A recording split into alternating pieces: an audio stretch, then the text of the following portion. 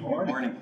This is the July 9th, 2024 meeting of the Jefferson City Board of Adjustment. My name is Drew Hake. I am the chair of the board. I'd like to introduce members of the board. Jim Crabtree. Here. Jay is not with us this morning. Katie Lacey. Brad Schaefer. Roy Michael. Michael Eichner. Adam Cartwright. Did I get everybody? Okay, good deal. Our council liaison is not with us, Ms. Young. Staff members, y'all want to introduce yourselves, please? Bernie Bliss, City Planner. Eric Barron, Planning Manager. Sean McCall, Associate City Attorney. Tiffany Pearson, Administrative Assistant. Thank you. That's it, right? Okay, good. Missouri law requires at least 4 affirmative votes to be cast for the approval of any official matter before the board. Alternates may be designated to vote upon the absence or disqualification of regular members. A quorum of 4 members or alternate is necessary to conduct the business.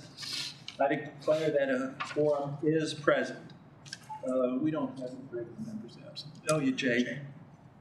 Jay Seaver, a regular member, is absent.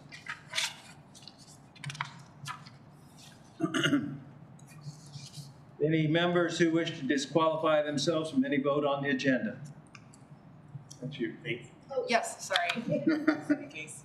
Second case B24005, Ms. Lacey will not be voting on that, which puts Mr. Michael as a voting on that one, correct?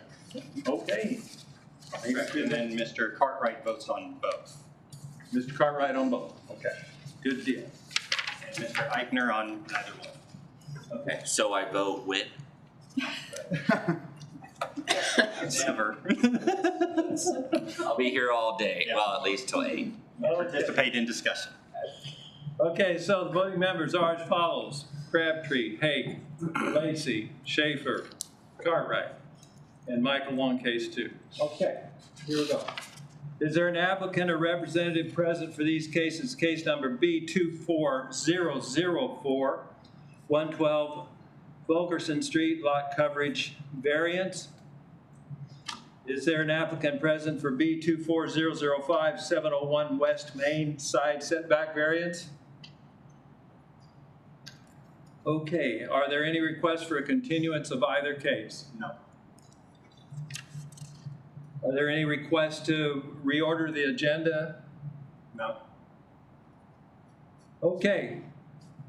All testimony and evidence shall be submitted to the board under oath. At this time, all those who wish to speak shall please stand and raise your right hand. Do you solemnly swear or affirm that the testimony you're about to give will be the truth, the whole truth, and nothing but the truth? If so, please say I do. Thank you. Please be seated.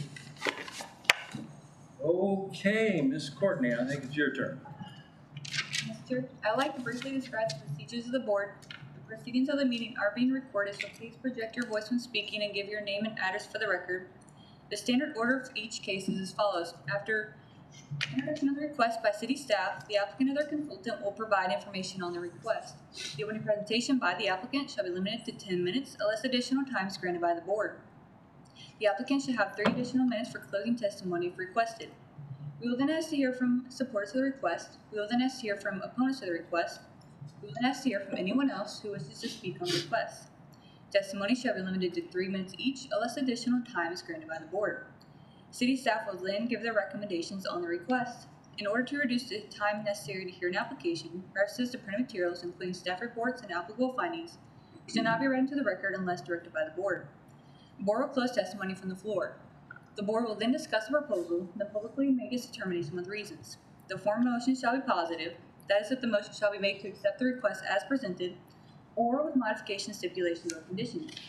A final vote will be taken with ayes in favor, nays opposed. The chair shall announce the results of the vote, specifying the number of votes cast in favor and the number of votes cast against. If 4 or more votes are cast in favor of the motion is approved. If 3 or less votes are cast in favor of the motion is denied. The following documents are entered as exhibits for all items under consideration at this meeting. The City Code of the City of Jefferson as amended, the comprehensive plan and land use map, Copies of applications under consideration. List of property owners to whom notices were sent. The affidavit of publication of the full notice in the newspaper. Copies of drawings, plans, and renderings under consideration. Letters of memoranda from staff, staff reports, minutes of proceedings, correspondence or other materials submitted by the public or the applicant. Rules of procedure for the Jefferson City Board of Adjustment. These items are public record and available for inspection through the Department of Planning and Protective Services or through the Office of the City Clerk. Please be advised that any items that are presented, distributed, or otherwise received pertaining to the cases under consideration become the property of the board. This includes any photographs, drawings, petitions, and letters. Next, sir. Thank you. Can I have a motion to adopt the agenda as printed? Second. Katie? Okay. All in favor, say aye. Aye. Opposed, say nay. Motion carries. Can I have a motion to adopt the minutes of the June 11, 2024 meeting? So moved. Second. All in favor, say aye. Aye. Opposed, nay. None carried. Motion carries. Thanks. Okay, correspondence, yea or nay? We have not received any correspondence on any of the cases this morning. Okay, sounds good.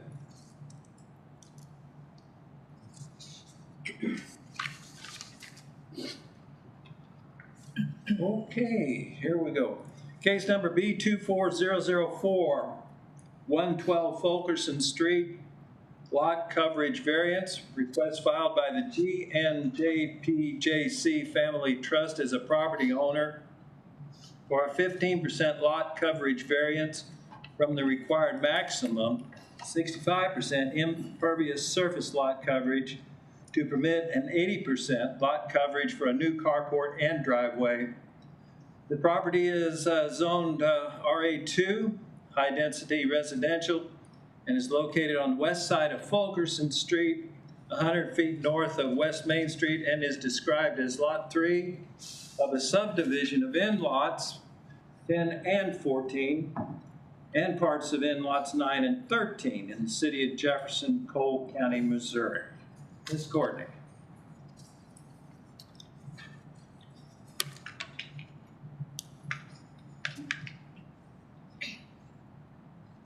Can you click on the slide?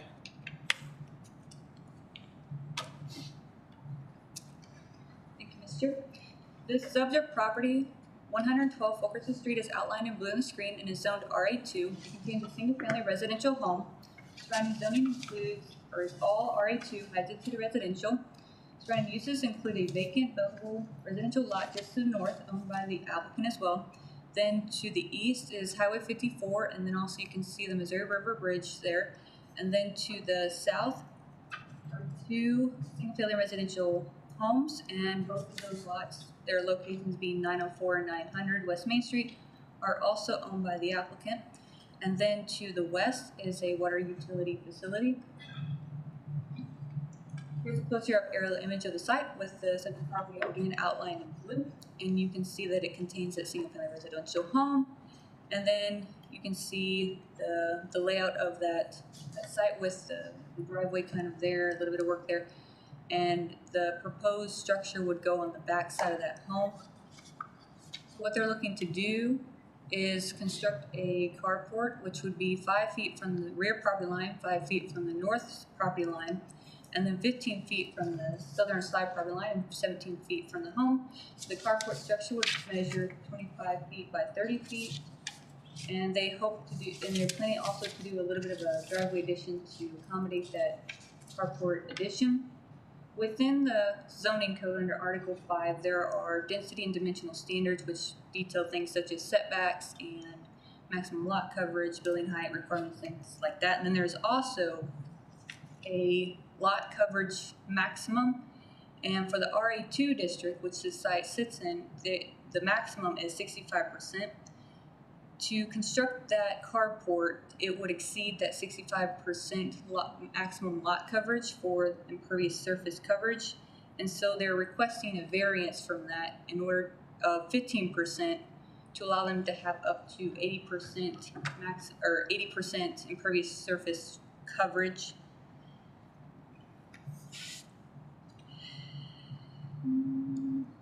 I'll back up. Okay, so, and one of the things to consider with so much impervious surface coverage is the impact of stormwater runoff on not only the subject property, but also the surrounding properties. And already existing on the site is a drainage system that the applicant has, and I'll let them go further into detail on that. But these images show a little bit of that, and the applicant has submitted these images. So on the right-hand side, there's a little bit of those, 5 of those 4-inch pipes that direct water into the street, and then also the right-hand image shows again that these pipes will direct that water runoff into the street. And these are a couple other images with the 2 on the left showing the pipes running from the front of the house, and then one from the driveway, and then the one on the right-hand side, the larger image, shows the pipes which would serve the stormwater runoff from the proposed concrete pad. And so, again, they're requesting the maximum lot coverage variance. And with that, there are, we did have city staff also from the stormwater management side look at the system they've got there, and they didn't have any comments. And so moving back into the variance request, there are certain findings for density, general findings for variances, and then there's also a specific finding for density dimensional standards. And they look into things such as the impact of the proposal on the supply of light and air, the impact on traffic, congestion, safety, and the use and enjoyment of the subject site, and also surrounding the full potential use and enjoyment of the property. Those are some initial details on the request. Thank you, Mr. Chair. Any questions for staff? Could you go back to the slide that shows the setbacks, please? On the rear property line, right underneath the 5-foot setback, is that a structure? I don't think so. There's a definite square. The white square. Yeah, That might be a good question for the applicant. thank you. It's a not terribly old air photo, but it was also taken during a time of construction, so it could have been construction material.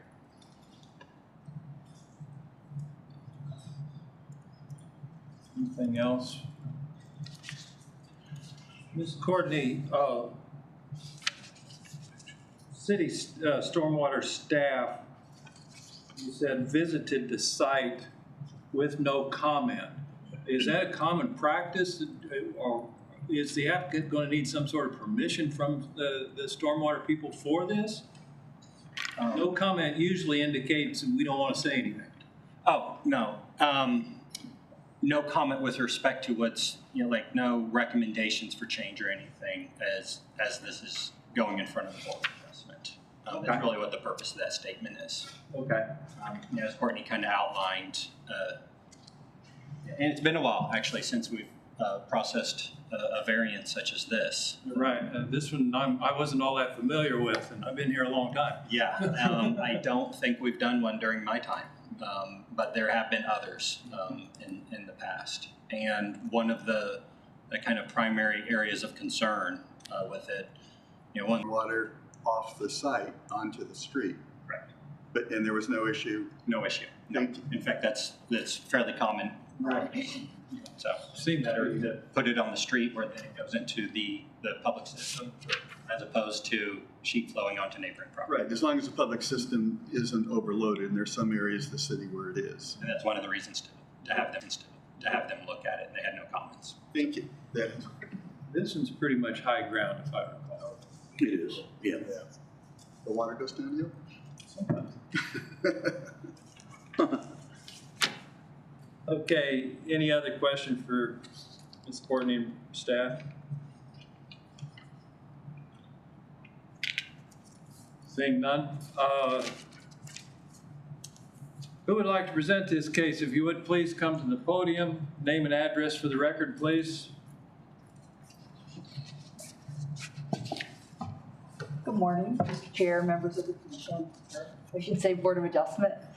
My name is Patricia Churchill, and I'm the trustee of the G&J PJC Family Trust. The G&J is Greg Johnston, my husband, and it's the trust that we established and hold our properties in. And just to answer your question, and we live at 904 West Main Street, which is southern to the subject property.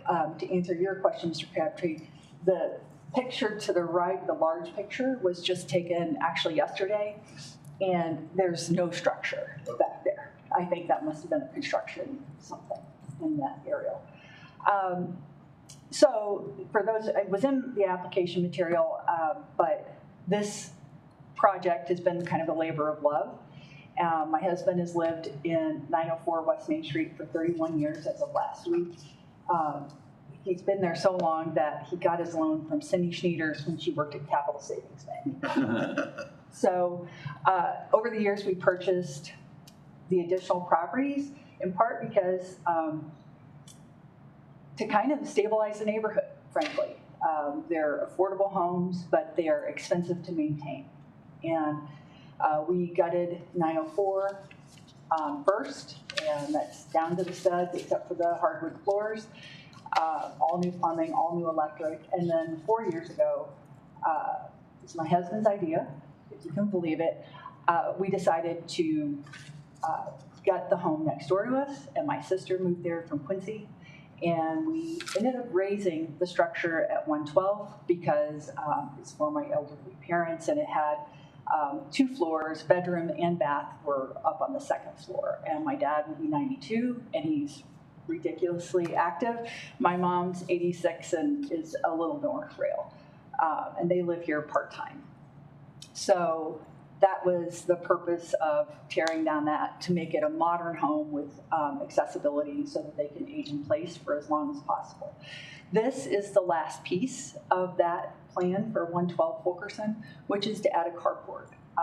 The size of the lot presents a bit of a hardship to create modern, what we would consider just everyday conveniences of a concrete driveway, something that's stable to walk on, safe to transfer from a wheelchair to a car should that become necessary, and also just covered parking to provide them with cover. Makes it easier to use their car. My dad does still drive well, and also to have a covered area to transfer into and out of the car. You can see in the large picture there that railing is a ramp that leads to an exterior door to their bedroom. So they have accessible egress even from their directly from their bedroom to this driveway. So that's the purpose. I would mention that there are 3 sets of drains. So the 2 that you see in this picture are existing drains that are already in use that drain from the yard, everything that is already in place. The previous picture of the drains that has the 5, roughly a little bit over 4-inch diameter pipes is the one that's in place. Hopefully, if this is, there you go, thank you. Those are the ones that will connect to the larger drain for the proposed concrete pad.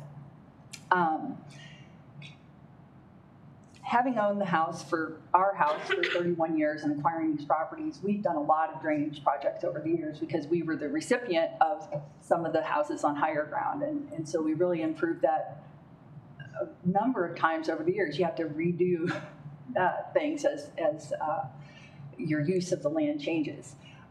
So this was something that we feel strongly about. We believe in being good to our neighbors. We've appreciated their patience in the last 4 years that we've been doing this, and they've been nothing but kind and understanding. And I hope, as I told them shortly before we got the sod in, I said, the sod is coming. And I said, and you're probably almost as happy about it as I am, because my mental health improved so much when I could look out and see the green.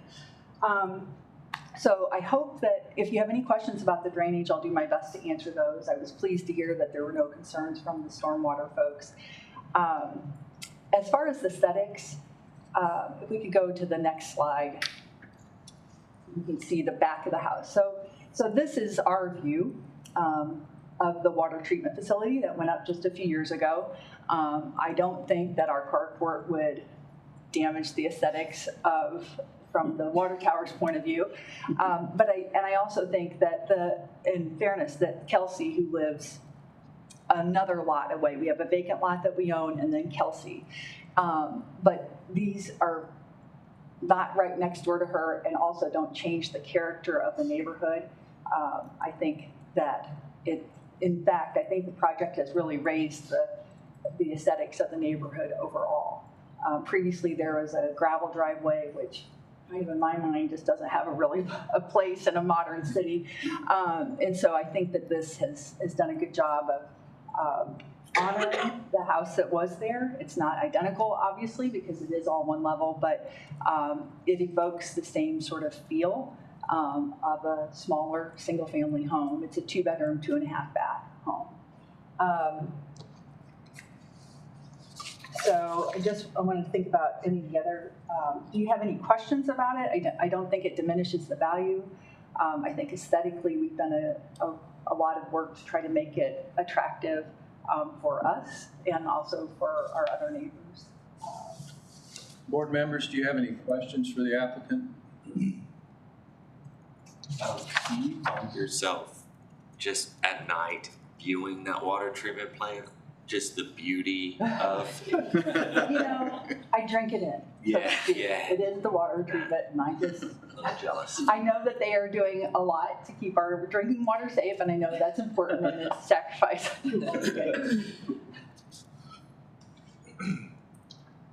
Well, I want to compliment you on your stewardship of that area of town. Thank you very much. It is, coming into Jeff City, if you're going to the Capitol, that's the first thing you see on the right-hand side. And ever since you and Greg started on this, I've kind of, like Jim said, marveled at how you've improved aesthetically. I mean, We're exhausted, but yeah, no, we're getting there. it's nice. Thank you very much. Okay, you're excused. Thank you. Is there anyone else present who wishes to speak in favor of this request? None. Is there anyone present who wishes to speak in opposition to this request? Seeing none. Is there anyone who wants to speak on this for any reason? Again, seeing none.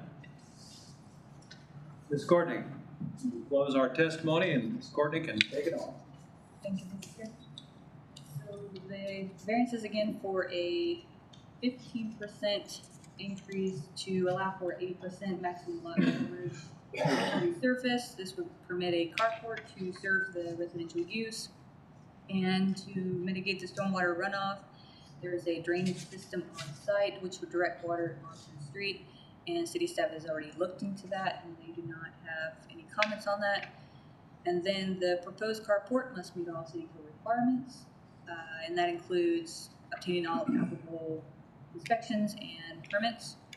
Before the board today is a single form motion, which is a motion to approve a 15% variance from the maximum 65% lot coverage maximum requirement to permit a 80% lot coverage of impervious surface. Thank you, Mr. Chair. Any questions for Ms. Courtney? Would someone like to make a motion on this matter? I'll move to approve case number B24004, 112 Fulkerson Street, for a lot coverage variance, for a 15% variance to permit an 80% lot coverage for a new carport and a new driveway. Second. Discussion. Again, I agree with Mr. Crabtree and Mr. Michael on their comments in terms of the enhancement, the improvement of this neighborhood. Drove over by there and that thing's just cute as a nickel. I'm telling you, that's quite the improvement. We do realize your hard work and things of that nature. Again, you're dealing with a small lot. The old town's full of them, and creates a little bit of a logistics problem for you. Okay, well, that's all I got. Anybody else got anything? Are we ready to vote? Okay, roll call, Ms. Tiffany. Crabtree. Aye. Schaefer. Aye. Lacy. Aye. Hake. Aye. And Cartwright. Aye.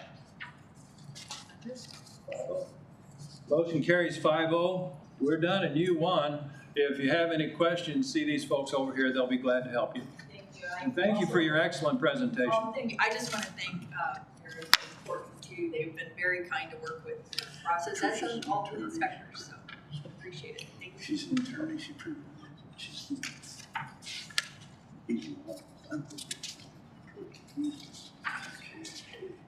Okay, moving on.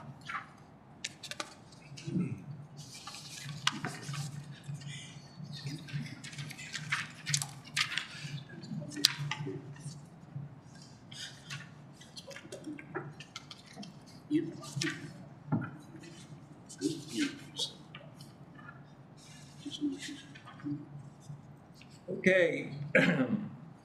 Case number B24005, 701 West Main Street, side setback variance.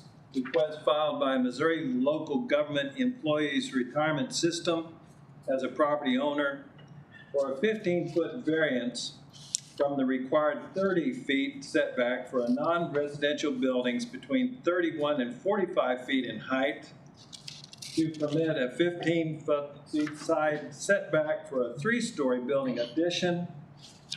The property is located at the southwest corner of the intersection of West Main and Bolivar Streets and is described as in lots 275 and 276, City of Jefferson, Cole County, Missouri, Porter Berenson and Associates as a consultant. Ms. Courtney. Thank you, Mr. The subject property, 701 West Main Street, is outlined in blue and green and contains an office building. Adjacent zoning to the north is RA2, high-density residential, and C1, commercial, with there being single-family residential, multi-family residential, retail, and use. To the east is PUD, with there being office space, and to the south is zoned C1 and CO, that being neighborhood commercial, and then office commercial, with there being office space, single-family residential, multi-family residential use. And then to the west is RA2 high-density residential, with there being multi-family, a 4-unit apartment complex, and a retail use, a cabinet shop. So just a note on this slide while we're on the zoning slide. In Article 5 of the zoning code, there is a density and dimensional standard for structures that are non-residential structures, which are over 31 feet in height. Normally, the side setback for this district is 10 feet, but whenever there's a non-residential structure over 31 feet, it is required to, and when that non-residential structure is next to residential zoning, which it is to the west, as you can see, then that structure has to be 30 feet from the side setback. And that will come up here in a little bit. I'll mention that again. But here's a aerial image of that site, and you can see the office building layout with respect to the site, and then also the ingress egress points off of Bolivar Street and commercial way that lead into a underground garage which stores vehicles, and there's also a little bit of parking in that lot above ground. And just to the west again, you can see that apartment complex, and on the same lot is a cabinet shop, a retail use. What they're wanting to do is do a building addition, which would be 3 stories in height and approximately 5,000 properties, and then also would the proposal be included with the spirit and intent of the zoning code, with the general variance findings, and then also the specific findings that the board could look at for density and dimensional standards is whether there's a hardship on this site. And I'll let the applicant kind of describe what their reason for the 3-story addition is. It's basically to, as far as I know, the sort of a consolidation of their business operations, but I'll let them detail that more. But again, they're wanting a building addition which would encroach into it would require 30-foot side setback, and they're wanting that 15% or 15 feet variance. That's some initial details on that request. Thank you, Ms. Chair. Any questions for Ms. Courtney from board members? Any other questions for staff? Ms. Courtney, has the fire department reviewed this proposal? I didn't know if it conformed to their access requirements. And the architects may know that. If you don't, I'm not No, I don't, I mean, they would typically review the construction drawings. I'm not aware of that being an issue. Their access, I think, is 185 feet on the side, and so in this case, they would have access from two directions. So I don't believe that would be an issue, but I can't speak for the fire department.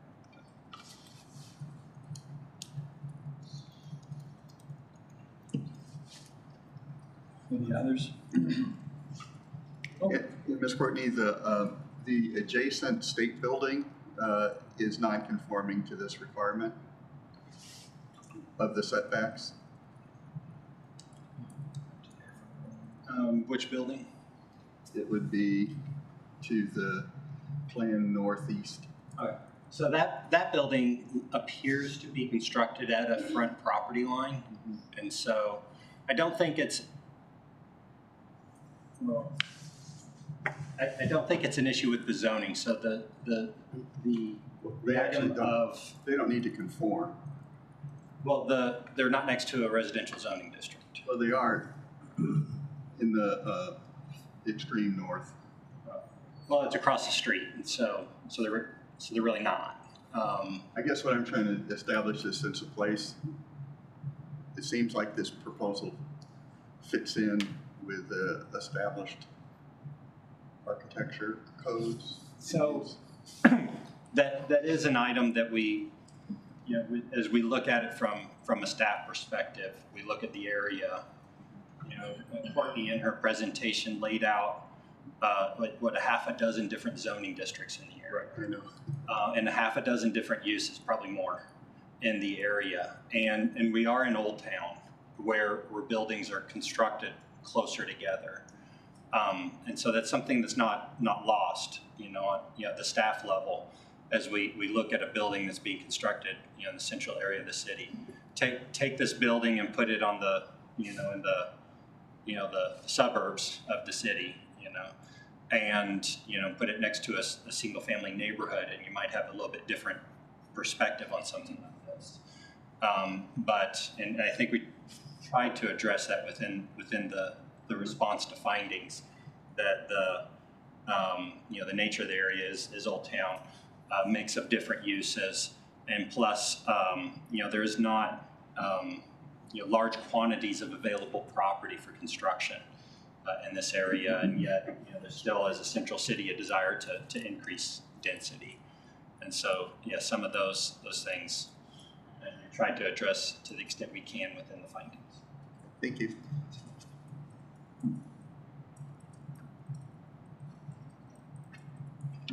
Anything further?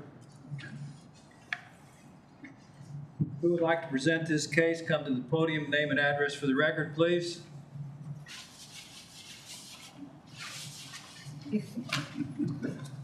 Good morning, I'm Brian McMillan with Central Missouri Professional Services, 2500 East McCarty Street, and here on behalf of this project of Mo Loggers. And I will say that Bill Betts, the Executive Director, is also here should you have questions about the organization. He'd probably be better at answering those. And Jay Berenson is also here, the architect. His firm produced these drawings you're looking at. So, but anyway, we're kind of in the same neighborhood as the previous project, and kind of hope that we're also kind of adding to the neighborhood, improving it and making it look nicer. This Mo Loggers is, I was here a couple years ago getting a variance for a solar covered parking area on the old Family Care Associates building. So they made an investment in this neighborhood to kind of expand and stay in this area. And so we got that approved and remodeled. It looks very nice now. And so I think they're kind of outgrowing their what they have now, and so it's time to look at expanding again. And I think they want to stay in this area, unlike I think public school retirement system used to be in this building, and they moved out to the west end of town and have expanded out there. But I think Mo Loggers wants to stay in this area. So it was mentioned, this is a mixed-use area. I think everybody sees that. There's a restaurant across the street. There's offices. There's the state office buildings just down the road. A lot of the houses are no longer really houses now. They're offices and different things. So I don't think, as Eric mentioned, that this is a bad thing for the neighborhood to have this type of taller building so close to a residential area, because most likely that residential area is going to change in the future as things continue to develop. But that being said, happy to try to answer any questions. I haven't been involved in this project a whole lot yet. It's all been kind of architectural and just seeing what would fit on the property. So, Brian, how are you handling stormwater? It's kind of similar to the previous project. We're in a downtown area. There's not a whole lot of stormwater facilities. Everything kind of just drains to the street. And so I haven't looked real closely at what is available yet, but we will. Most likely everything's going to kind of be directed to the street. If there's inlets close by, we'll try to connect with those if it's reasonable to do. So, and we will look at the stormwater code for stormwater quality, because we are adding impervious area to this, but that's stuff we can definitely deal with. And I did happen to think your question about the fire department. Technically, we aren't really making things worse because the building's there now with no access to the side of it. So, and I think it's 150 feet from access, so it would easily meet that. They have access from the alley and access from the street. So. And then increased parking? The parking, we haven't looked at total calculations yet, but we definitely will. I know they've acquired some properties around the area that they're using for parking lots. And Brian, if I may, Yes. Mr. Chair, if I may address that specific question. Well, we can do that during staff. yeah, at this time, we haven't directly looked at that yet, but we will definitely address it and make sure we have enough parking. The square footage of the total square footage is 5,000? 700 is what this indicates. Yeah. 3 stories.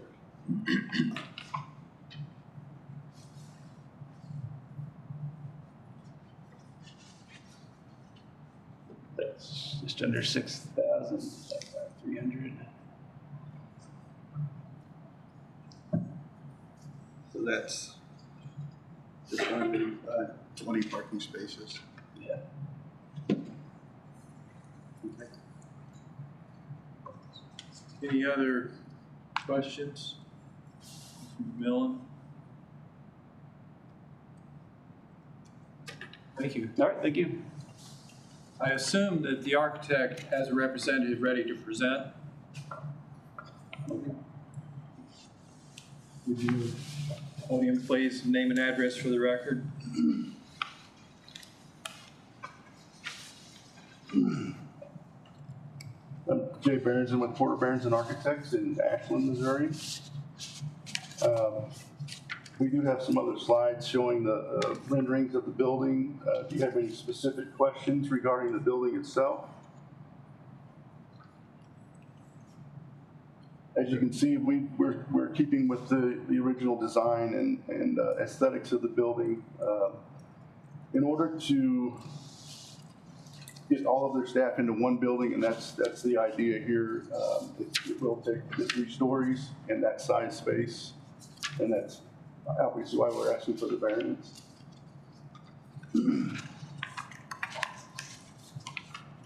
You anticipate this addition to go way into the future? Because with the location here, I could see where you could even outgrow this at some point. This is anticipated to take care of their growth for a while. I can't really answer to that, so. I guess you move again. On the third floor, you have a conference area. Is that for the internal staff, or will you be bringing people in from the outside for training? That will be addressed. We'll give you a shot here in just a minute. Our understanding is that it's for the internal staff. And then, how many parking spaces are under the building currently? I don't have that information with me. I don't know that I have a basement plan either. I think we can probably address that later. So actually, if you deduct the use on the third floor that's used for internal training and restrooms and everything, instead of 20 additional spaces, you probably need half of that if we're looking at 3.5 per 1,000 square feet. So you're probably looking at a need for 12 spaces. Okay. Yes. If you can address that, that'd be helpful.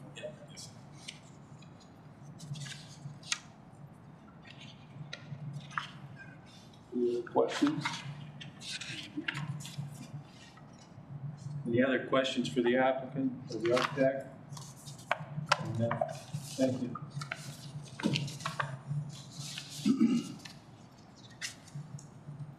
Name and address for the record, please. Bill Betts, the Executive Director for Missouri Loggers, 701 West Main Street. So to answer a few, Last name, please. B-E-T-T-S. To answer a few of the questions, so parking, there's 24 spaces underneath the parking garage. We've worked with Eric and city staff on our parking before we found out about this variance need as well. So we'll end up with a total of 90 spaces on the slot there, which is pretty much exactly what we're going to need there. So we'll have the parking because we own a few existing lots throughout the alleyway and different places like that will give us the parking needs that we have. As Jay said, one of our goals in doing this project is to try to get as much of our staff into this building as we can, and potentially at some point sell the 701 West High Street building, the old doctor's office building there, to other folks. Today we are currently out of space though in both buildings, so 701, both 701 West Main and West High. So our board has said, let's move forward with this project. We anticipate this project should take us to about 20 years in the future. So we've just got off of a strategic plan. One of our goals, we're a growing organization. We serve 75,000 members around the state. We anticipate being over 100,000 members in the next 5 years. So in order to keep up with that, we have to add staff in order to do those types of things. So our goal is to stay in the downtown area. From a staff perspective, we like being in the downtown area. We have to obviously do some work down at the Capitol, so some of our staff goes down there, so we enjoy that. That's our goal. One of our missions whenever we set out on this and working with Jay and Porter Berenson was to keep the aesthetics of the neighborhood in the building. I didn't believe it could be done. Jay assured me it could. You can see from the drawings, he did a fabulous job. I think it's going to look really good in that neighborhood. It's unfortunate we are going to be a little closer there on the side to the one residential property. There's a residential property and then a cabinet shop that's sitting on that same lot there. And so we had to get this variance. It's typically 10 feet, as they said. There's no way we've made the building about as small as we can to fit on this footprint and still give us the space. As far as the place upstairs, it typically will be for internal staff use. We do have public meetings there for our board. We have very few members that come in for our board meetings. So we do not anticipate letting just the general public use it. It will be used for public board meetings so whenever those happen. So happy to answer any other questions you might have about the building or those things. When do you anticipate beginning this?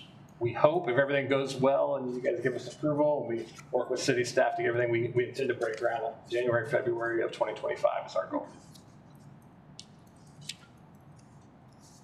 We hope to have the project done by 2026, first quarter of 2026. And did you have any feedback from the adjacent neighbors? We have not had any feedback from the adjacent neighbors. So if you look kind of to the south where on the previous drawings where you could see, we own that parking lot there too. So they rent space from us. Then we own the parking garage and then the skinny parking lot that goes down the middle. And then there's a couple law offices that look like houses, but those are actually law offices. So I think. Let's go back, excuse me, let's go back to some kind of a shot we can get a reference here. Yeah, there you go there.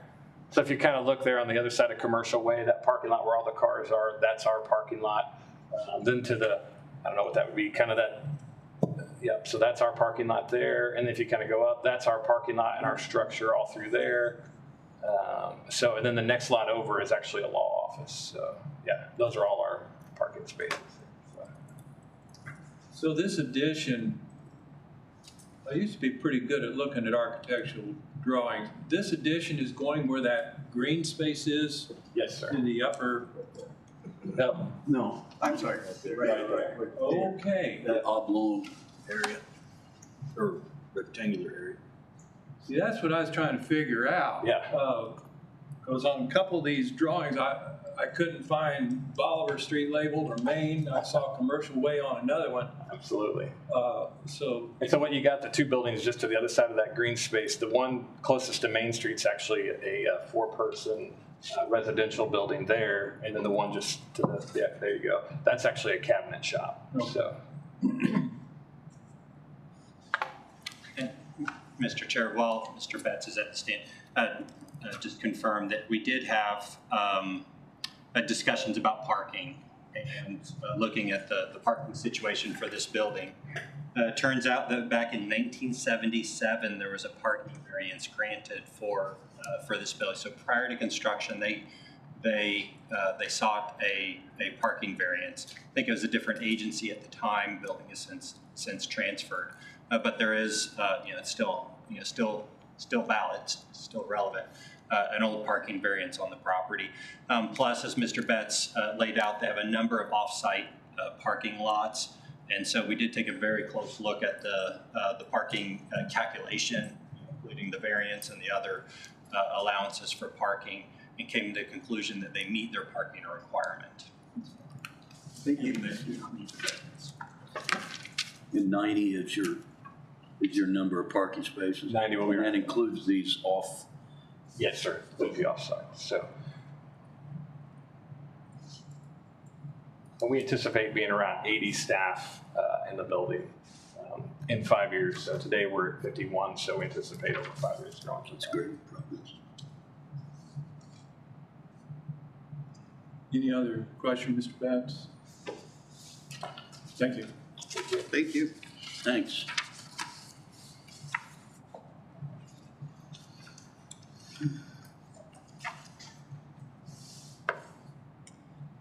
Is there anyone else present who wishes to speak in favor of this request?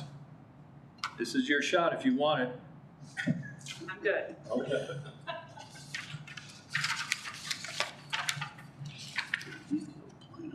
Is there anyone present who wishes to speak in opposition of this request? Seeing none, is there anyone else who wants to speak on this for any reason? Seeing none, we'll now close our testimony. Ms. Courtney? Thank you, Mr. Chair. So the variance would allow the building to be a minimum of 15 feet from the side property line. There are a mixture of uses in the area. There are some buildings in the area that are fairly close together, and then parking has been looked into. The exterior finish would match the existing finish, and the building must meet all city code requirements, and this would include building and fire code requirements and respective inspections and permitting. And there's a single form of motion before the board today for a motion to approve. Can you click on the slide again?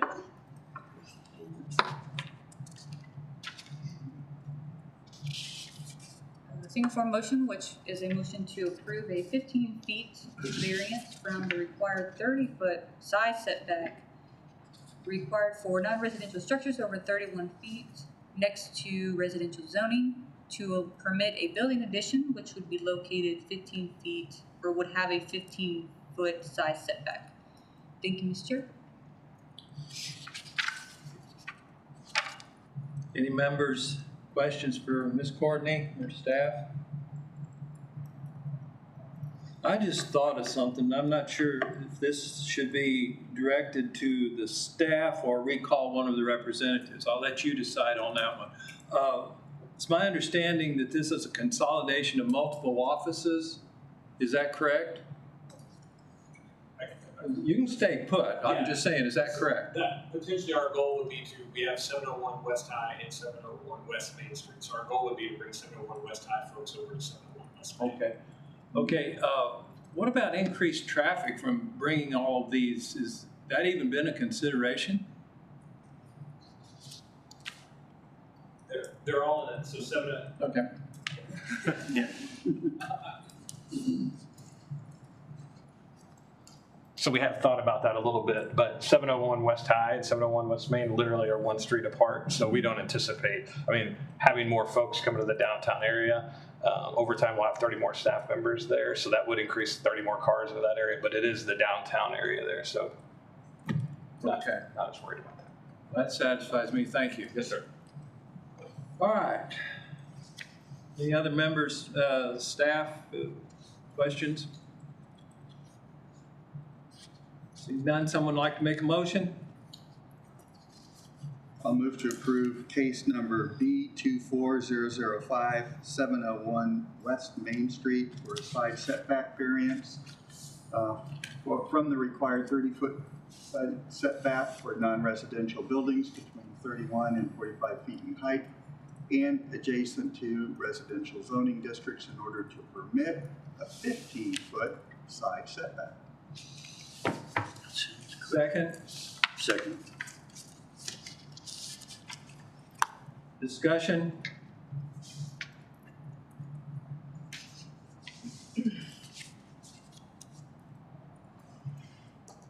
Again, we're dealing with the Old Town. I greatly appreciate efforts made to stay within the Old Town, and I do appreciate the complications that go along with that. There's something to be said for utilizing of existing facilities. So that's all I got. What about y'all? I compliment the client on maintaining the architectural character of the existing building. Thank you for that. Okie dokie. Roll call, Miss Tiffany. Crabtree. Aye. Schaefer. Aye. Hake. Aye. Cartwright.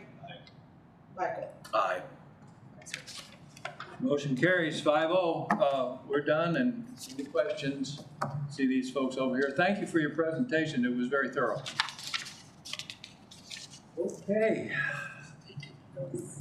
Any miscellaneous reports? I don't think I got anything. Good.